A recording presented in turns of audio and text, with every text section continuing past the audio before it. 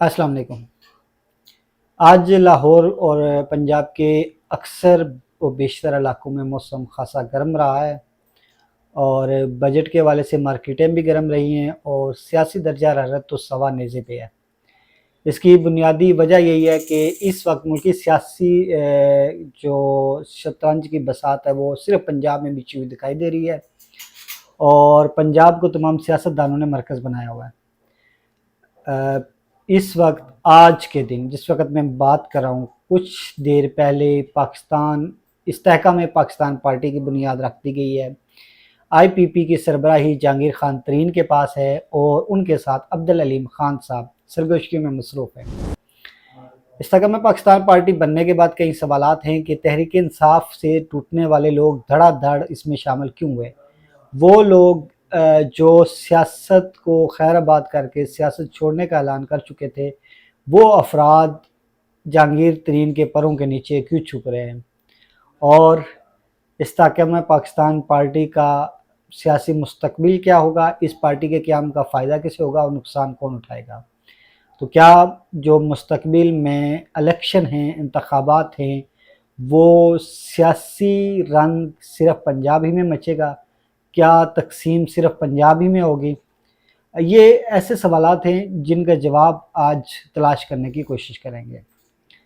नाज़रीन, आज इस्तेहकाम पाकिस्तान पार्टी की बुनियाद तो रख दी गई है, लेकिन क्या ये मुस्तकबिल में सियासी किरदार अदा कर पाएगी, इसका कोई फ़ायदा भी होगा? लेकिन उससे पहले जो सबसे अहम सवाल है कि क्या इस साल इलेक्शन होंगे। हुकूमत कल जो है ना वो इलेक्शन बजट पेश करने जा रही है। बजट पेश करने से अंदाज़ा हो जाएगा कि क्या हुकूमत इस साल जो इलेक्शन चाहती है या नहीं चाहती। अभी तो यानी 9 हफ्ते रह गए हैं, यानी 13 अगस्त को ये असम्बलियाँ अपनी मुद्दत ख़त्म कर देंगी, असम्बलियाँ तहलील हो जाएंगी और 12 अक्टूबर से पहले पहले इलेक्शन प्रोसेस जो है वो मुकम्मल ना, ये 12 अक्टूबर को इलेक्शन होना लाजमी है। फ़िलहाल हुकूमती जो वज़रा हैं या हुकूमती नुमाइंदे हैं, उनके बयानात देखें तो वो इस साल अक्टूबर में भी इंतखाबात के लिए संजीदा नहीं दिखाई दे रहे। उनमें माशी सूरत हाल का भी बहाना किया जा रहा है, दीगर उज़र भी तलाश किए जा रहे हैं। इस वक्त जो इंतखाबात के वाले से हुकूमत भी गुमगो की कैफियत का शिकार है।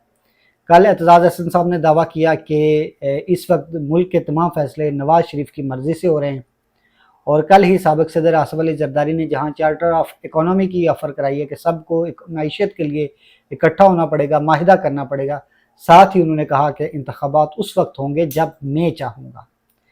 यानी इस वक्त जो हुकूमत के 2 बड़े हैं उनके अंदर भी मुझे इख्तलाफात नज़र आ रहे हैं और जो किंग्स पार्टी यानी इस्तेहकाम पाकिस्तान पार्टी बनी है, इस पार्टी के क़याम के बाद भी नून लीग और पीपल्स पार्टी के दरमियान दराड़ खलीज मज़ीद बढ़ेगी और जब खलीज बढ़ेगी तो तब ही इंतखाबात की तरफ कोई मामला जाता हुआ दिखाई देगा।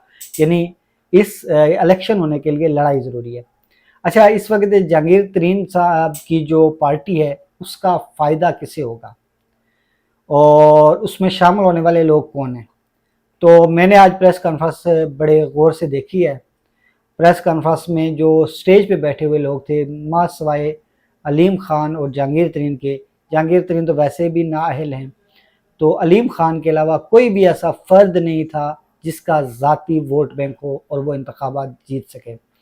इसी तरह जो हमारे पार्टियां बदलने के हैट्रिक डबल हैट्रिक कर चुके हैं जनाब फवाद चौधरी साहब, वो मुँह छुपाते रहे, उन्हें भी जो है ना पहली नशिस्तों पर जगह नहीं मिली।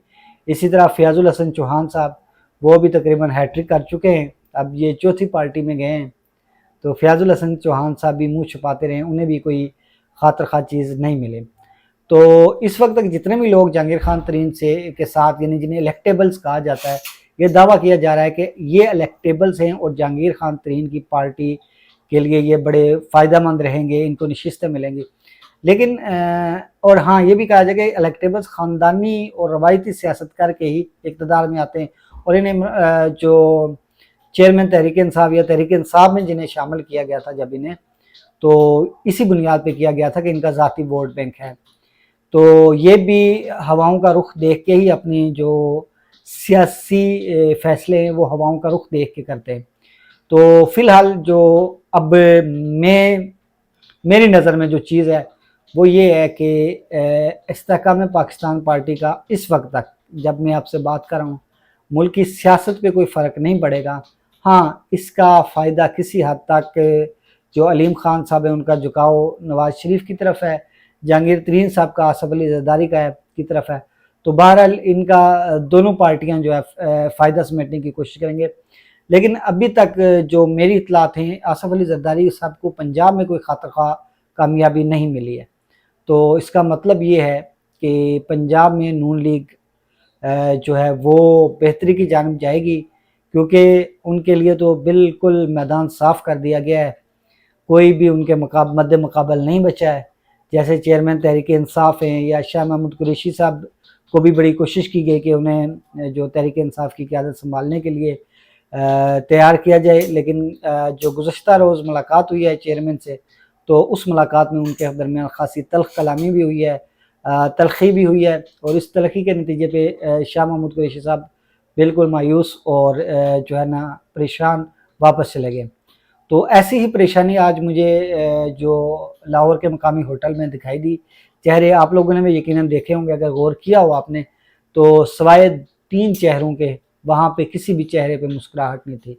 पहला चेहरा जहांगीर खान तरीन और अलीम खान का है, और दूसरा चेहरा जो है वो आप अगर गौर करें तो ओन चौधरी का है, और तीसरा चेहरा फरदौस आपा का है, फरदौस चकवान का है। तो नाजरीन, जो उतरे चेहरे सारी कहानी बयान कर रहे हैं, और मैं इन उतरे चेहरों की बुनियाद ही पे ये दावा भी कर सकता हूँ, ये मफरूज़ा भी दे सकता हूँ कि IPP मुस्तकबिल में कोई भी जो झंडा गाड़ने के काबिल नहीं है, ना झंडा गाड़ सकेगी। बहरहाल IPP जो PTI का वोट बैंक है उसको ज़रूर तोड़ लेगी, और जैसे ही आपको याद होगा 2018 के इलेक्शन में तहरीक इंसाफ को कामयाबी के लिए जो है नून लीग के अंदर दड़ाबंदियाँ करवाई गई, और जीप वाला ग्रुप किया था, TLP को लॉन्च किया गया था, TLP कायम हुई, यानी उसने नून लीग का वोट बैंक तोड़ा था। अब IPP जो है वो तहरीक इंसाफ का वोट बैंक तोड़ेगी, और इसका नुकसान सिर्फ तहरीक इंसाफ को होगा, और जो फ़ायदा है वो बहरहाल नून लीग के खाते में इस वक्त तक जो है ना जाता दिखाई दे रहा है। और दुआ है कि इस्तेहकाम में पाकिस्तान पार्टी जीते या हारे, उसको फ़ायदा हो या हो, मेरा प्यारा पाकिस्तान मुस्तहकम रहे। मुझे दीजिए इजाज़त, आपसे मुलाकात होगी अगले व्लॉग में। अपना रखिएगा ख्याल, अल्लाह निगहबान।